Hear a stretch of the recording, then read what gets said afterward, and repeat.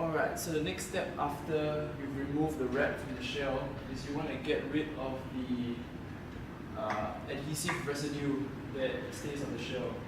Interestingly, each time I did it, I got a bit of different results. Each time I removed the wrap, because for my Rhythm Traveler, all the adhesives it's something like double-sided tape. So for the first few that I did, when I took off the adhesive, the body of double-sided tape stayed on the wrap, while the later few that I did, which was much easier to remove, the tape stayed on the shell, and that made it a lot harder to remove, and I can't seem to get that completely off. So I'll just show you how I do it here with the kick drum. I got this 3M adhesive remover. Costs about $8 from Popular, or Art Friend. You can get it from Art Friend as well, but I got mine from Popular because I think it was a few cents cheaper. It's really easy to use, but it takes quite a bit of effort. At Art Friend they have Goof Off. I don't know if it works better, but you can try it. I didn't try it. So you give it a good shake. I use the straw to get more isolated shots. So basically you just find a starting point and then you just start spraying.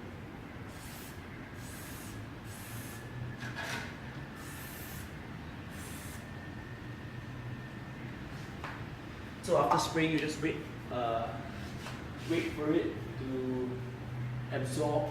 The can says a few minutes is really not helpful. Once it dries, it's really hard to remove. So what I try to do is wait until it looks like it's going to dry, and then I remove it while it's still wet. So you want to remove it, wipe the thing off with a piece of cloth. I just use a piece of old shirt cloth that I cut out to use, because it will get quite destroyed, and I don't think you can keep it for any other use. I'm not sure.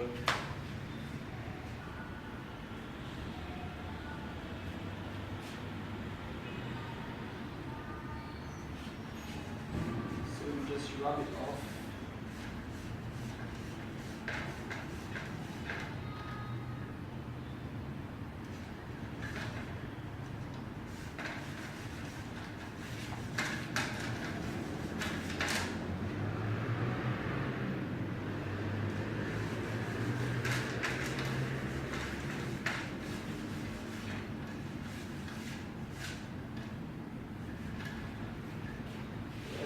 See that, but you can't see it, you have to feel it, but it's quite a lot off.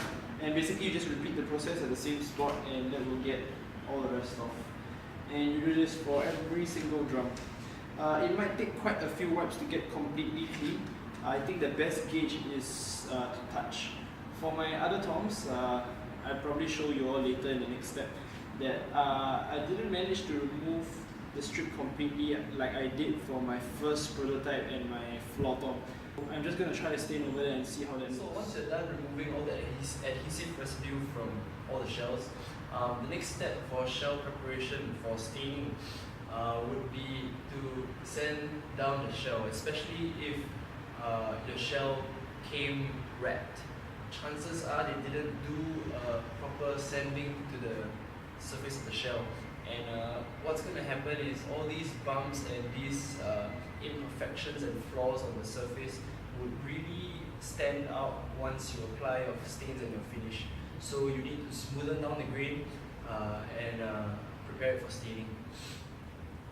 You also can't go too smooth, because if you go too smooth, apparently the stain will not soak into the shell. I can't remember what's the exact word, but it won't soak into the shell well. Sanding of the shell has two steps. You start with 220 grit on the dry shell, and once you're done with that, you have to wet the whole shell and let the shell soak in the water. And what that will do is it will raise the grain. You sand it down with 320 grit sandpaper, and that will make it nice and smooth. And so during the process of staining, when you apply stains on the shell, it won't raise the grain anymore, and that will keep it relatively smooth and nice finish. Yep, so let me demonstrate. Alright, you have to prepare the shell for staining and sanding. You don't want to sand or stain the bearing edges. So what you have to do is prepare some painter's tape. Alright, this is 3M blue painter's tape. You can find it at Artfriend as well. You can find it at Selfix. If you know where to find the lowest adhesive, please do get it. But both Artfriend and Selfix, I could only find the third lowest level of adhesive. You can find the level of adhesive on when it's wrapped in the plastic. By the side, it shows what level of adhesive it is. So this is the third lowest, and what I've experienced is that it kind of rips off a bit of wood sometimes when I take it off. So yeah, what I've tried to do with these ones is I try to stick it on surfaces several times, or like on newspaper, and get some newspaper stuck on it so that it won't be so sticky. Then you put it over the bearing edges so that you can protect it from being sanded and stained. So here, grab a piece of newspaper.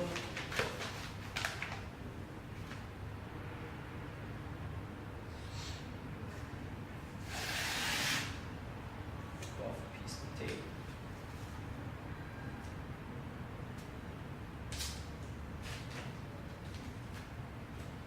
And what I'll do is basically just paste it on there. And then just kind of rip it off. Hopefully you have lowered the adhesive.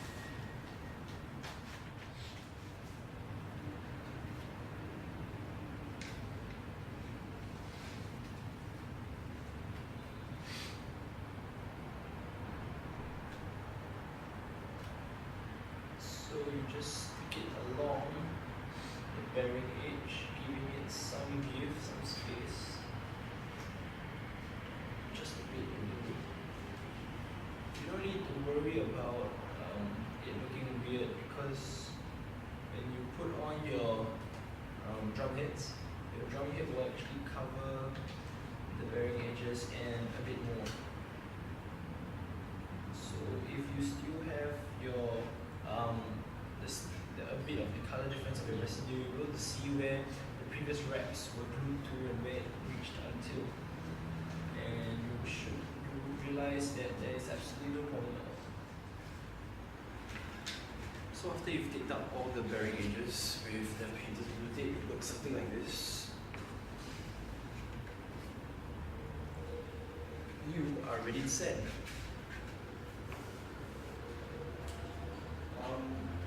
What I got was a 3M sanding block. I was just looking for a normal sanding block, but I'm not exactly sure what a sanding block is. So I just got this 3M sanding block that's supposed to be a sander, but I don't actually use the sanding blocks sanding itself.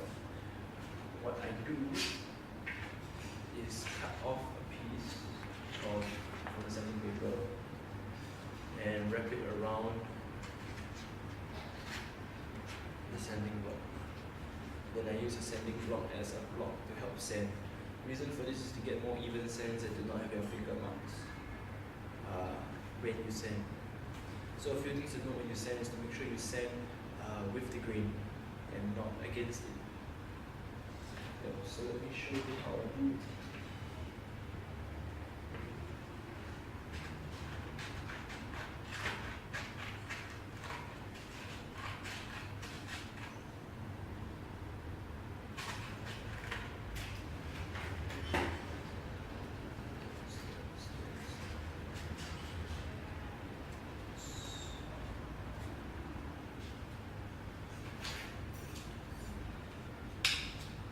Just get your stapler. If you have thumbtacks, that will work really good, but I don't.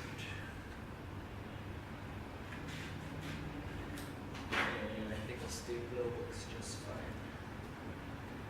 It's not really secure, but it doesn't matter, it does the job.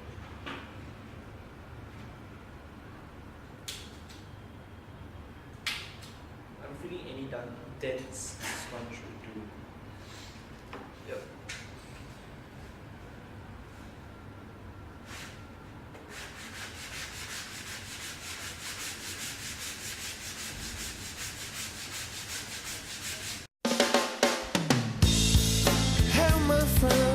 It seems your eyes are troubled, care to Sometimes we get Would you say you're feeling low and so ain't good idea?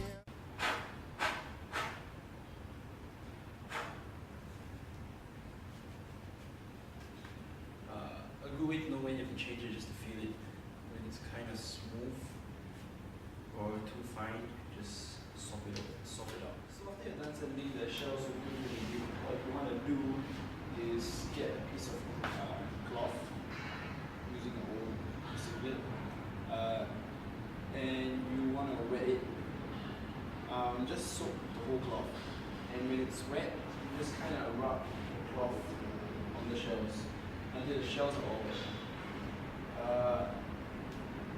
Then you just let the shells sit and soak in the water and dry.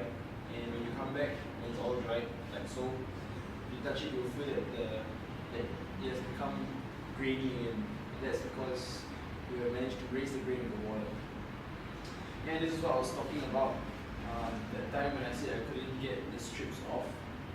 To touch, I can't feel any tape there anymore, but it seems like there's still something there. I'm not sure if that is the residue that changed the color. Also, something very fascinating is that my floor tops wood looks totally different from all my other drums. I probably didn't forget to put one guy or something. But yeah. So after it's all dry, you start sanding it down with 320 grit sandpaper through the exact same method that you did for 220 grit.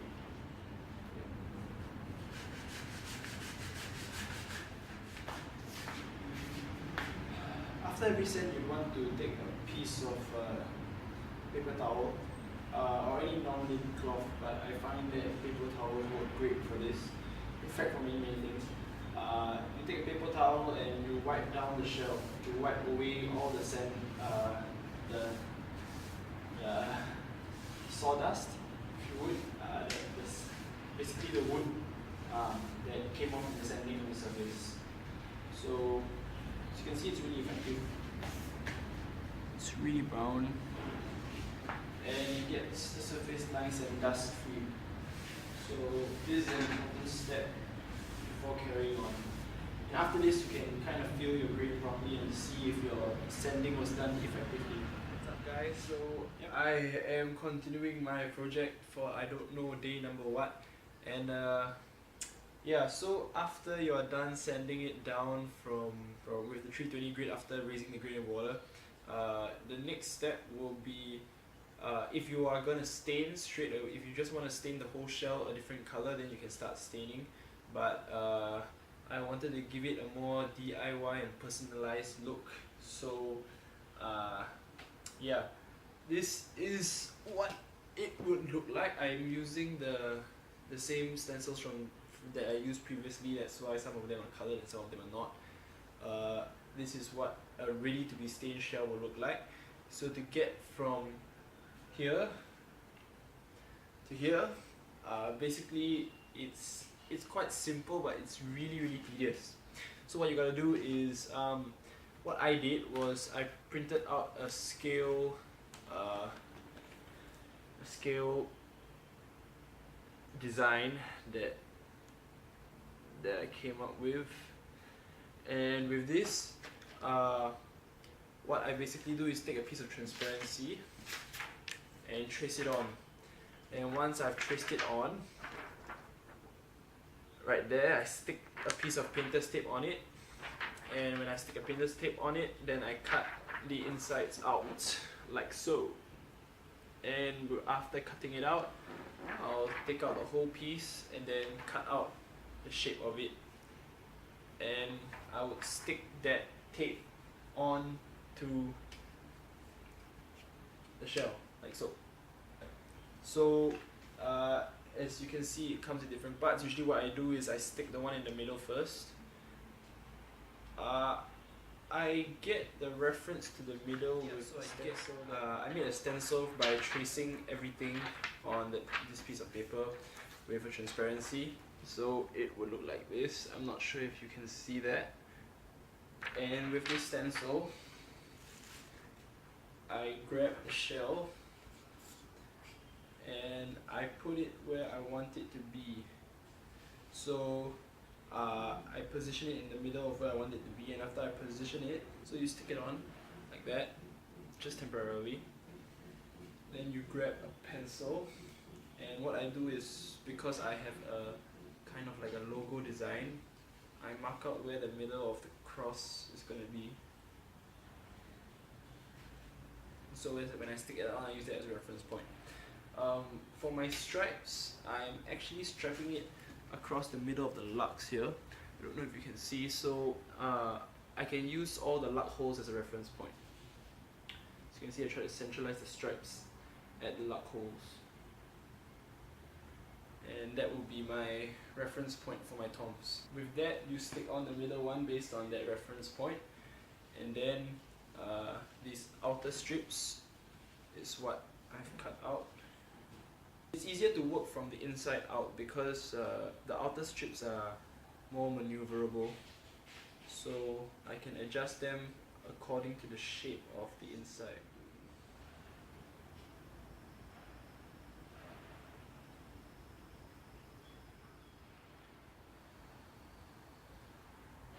So sometimes when you don't make them specially for each other, like this was from my previous one or this is a new one, it might not meet, but it's really easy to fix because all that you're pasting this for is so that when you stain it, this part where the tape is covering won't be stained.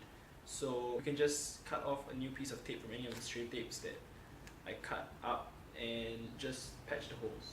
To get the strips, what I basically did was I measured the length, the width of these strips that I have with a ruler on the tape. I measure and then I dot across, and then I draw lines. I don't know if you can see that.